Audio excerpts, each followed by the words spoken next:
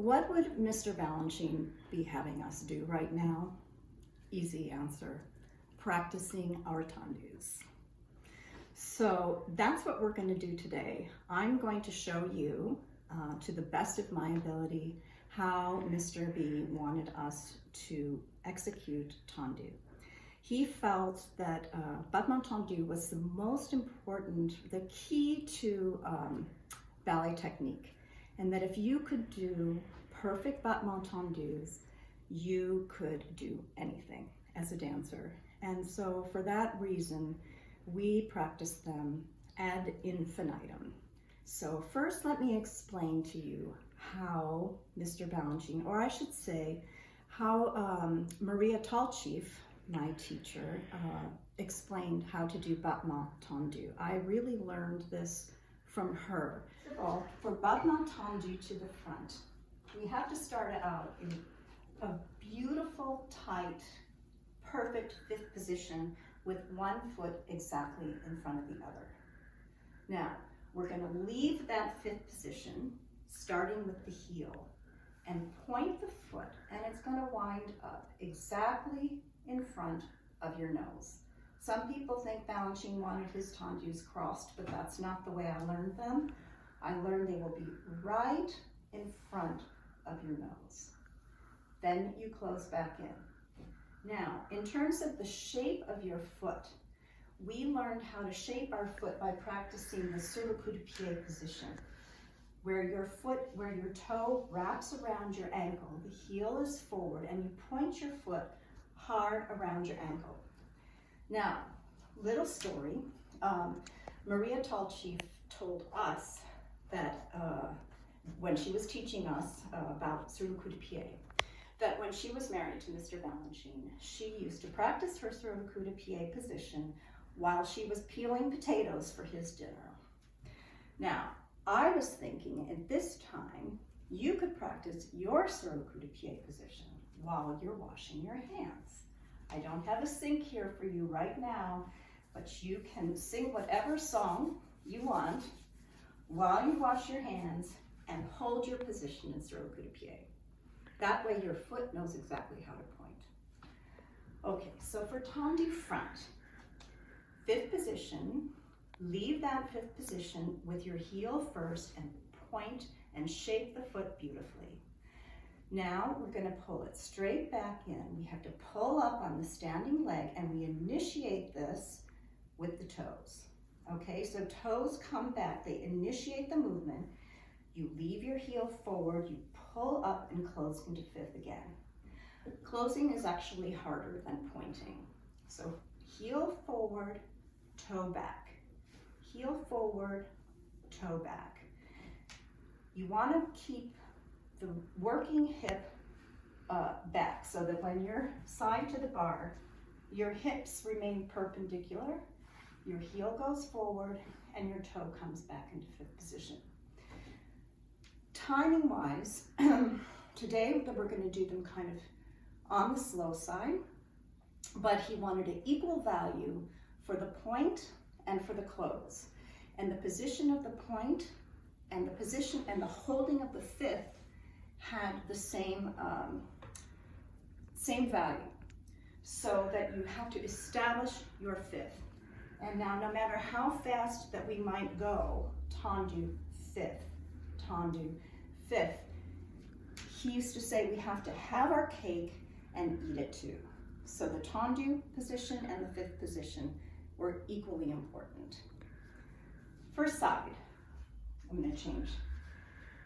We go directly out to the side and close front, directly out to the side and close back. The way you close, you brush your foot in, but you don't slam it in.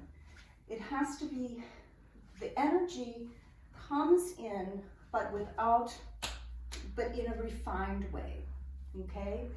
So, the closing front is one thing. Closing behind, make sure that you keep the heel forward and don't close, bring your foot in this way and then correct it, right? It has to come straight in. To the back. Fifth position again, perfectly crossed. We leave fifth position with the toe. So the toe starts, and all you have to do is point your foot right behind you. It should, I can't see in the mirror, but I think that my toe is right behind my ponytail right now. I'm gonna pull up and close into fifth. Back is harder because it's very difficult to keep square and point right behind and maintain this turnout. So Mr. B used to allow us to open the hip slightly if we had to. Depends on the amount of rotation that you have. Okay, so it was not at all uncommon for Mr. B to give 32 tendus in each direction in class.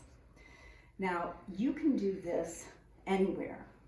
So often, you know, if we were on a layoff, a summer layoff, or I would be staying someplace or in a hotel room or even on a plane, if you can imagine being on a plane right now, there's enough room to practice your tendus. If you're a female dancer and you're on point, and you are able to in your house, if you can put your point shoes on while you practice this step, you'll get an even greater workout. It adds difficulty. And but you don't have to be a woman. The very, very famous dancer, Jacques d'Amboise, used to put point shoes on and practice his tendus in order to strengthen his feet and make them more articulate. Okay, so here we go. We're going to do 32 tendus to the front. Then we're going to turn around and we're going to do 32 to the left, 32 to the side, 32 to the back, 32 to the side. You could do 32 en croix, but I'm not going to today. It's a little bit, I think to start out, we should just do one side at a time, okay? So here we go. Now, Mr. B liked us to really, in tendus, or at the bar in general, just to face straight forward. It's really about understanding this front direction.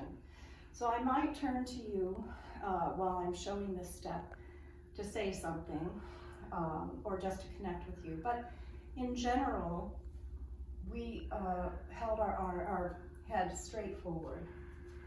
So here we go. 32 tendus front. Arms front and side, okay? Here we go.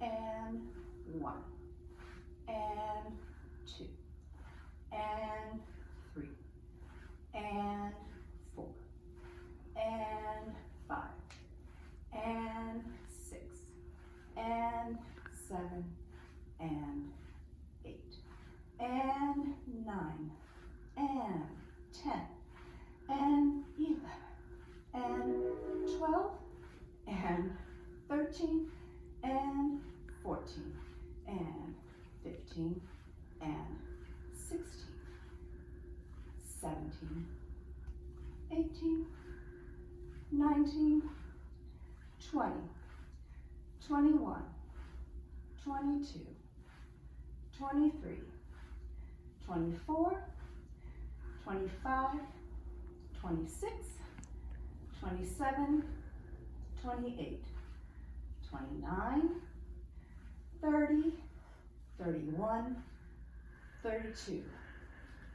Left. 1, 2, 3, 4, 5, 6, 7, 8, 9, 10, 11, 12, 13, 14, 15, 16, 17, 18, 19, 20, 21, 22, 23, 24, 25, 26, 27, 28, 29, 30, 31, 32. Now, they were not perfect, but the whole point is the effort to make them perfect. Without stop, let's go for the side. And 1, 2, 3, 4, 5, 6, 7, I test my balance, 8, 9, 10, 11, I keep trying to pull up, 13, 14, 15, 16, 17, 18, 19, 20, 21, 22, 23, 24, 25, 26, 27, 28, 29, 30, 31, 32. Left. 1, 2, 3, 4, 5, 6, 7, 8, 9, 10, 11, 12, 13, 14, 15, 16, 17, 18, 19, 20, 21, 22, 23, 24, 25, 26, 27, 28, 29, 30. Now, as I'm doing this, I'm trying to correct myself. I'm trying to get my heel down, which was somehow, I don't know, maybe my left leg's shorter, harder to do on the left side, so that I can establish my 5th position. Although Balanchine wanted our weight over the fronts of our feet, ready to go, ready to pounce like a cat, we also did put our heels down to establish that 5th position. Now we're on to back. After that little break, you're pretty much ready to move. Okay, here we go. And 1, and 2, and 3, and 4, and 5, and 6, and 7, and 8, and 9, and 10, and 11, and 12, 13, 14, 15, 16, 17, 18, 19, 20, 21, 22, 23, 20, 25, 26, 27, 28, 29, 30, 31, 32.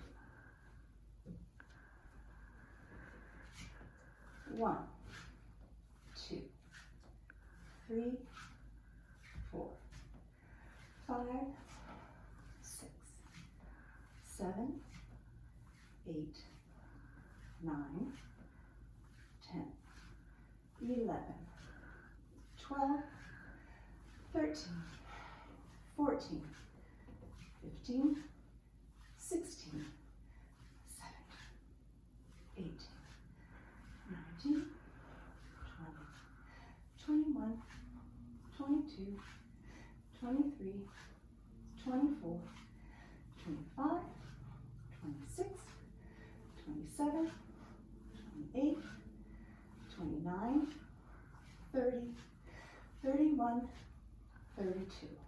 Because I go all over the world when I'm staging ballets, it's always helpful to be able to count to at least 8 in wherever you are.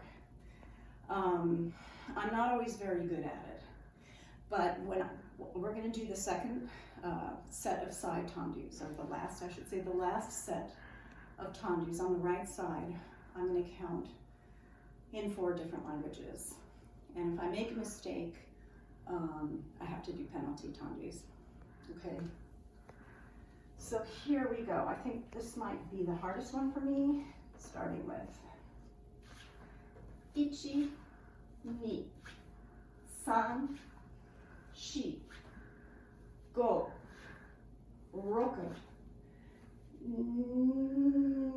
shichi, shichi, shichi, penalty tendus, shichi, hachi, ras, dva, tri, четыре, пять, шесть, семь, восемь. 1, 2, 3, 4, 5, 6, 7, 8. 1, 2, 3, 4, 5, 6, 6, 7, 8, 7, 7, 8. Okay, that wasn't so good. And probably my tendus were not as good either because I was thinking about the counts, but they do go by faster. I'm going to do the last set right now, and wherever you are, count in your own language. Here we go.